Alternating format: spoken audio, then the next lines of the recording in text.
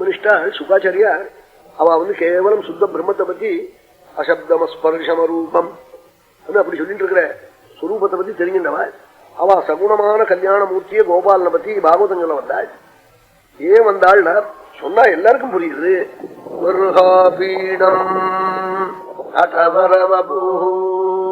கர்ணயோ கர்ணிகாரம் பிப்ரத்வாசா கனககபிஷம் வைஜயந்தீஞ்சமாலாம் அந்த்ரான்வேணோ அதரசுதயா பூரயந்தோபபிருந்தைः பிருந்தாரண்யம் ஸ்வபதரமணம் ராவிஷத்கீதகீர்த்தி. சுவாமிக்கு யசோதை ஒரு நாளைக்கு அலங்காரம் பண்ணி பசு மாடு மேய்க்க அனுப்பிச்சாளாம். 10,000 குழந்தைகள் சுவாமியோட வந்தாளாம்.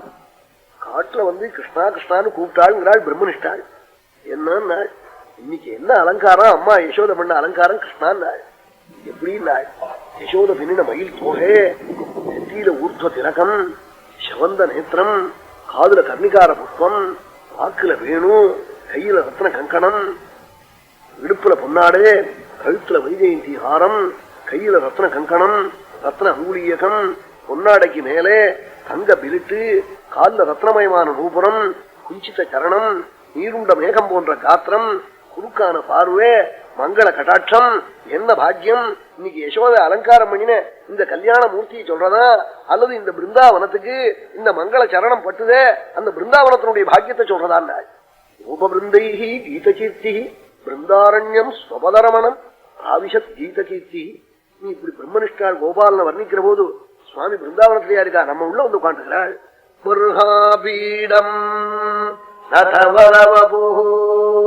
கந்தயோ கர்ணிகாரம் பிப்ரத்வாசா கனககபிஷம் வைஜயந்தீஞ்சமாலாம் அந்த்ரான்வேணோ அதரசுதயா பூரயந்தோபபிருந்தைः பிருந்தாரண்யம் ஸ்வபதரமணம் ராவிஷத்கீதகீர்த்தி.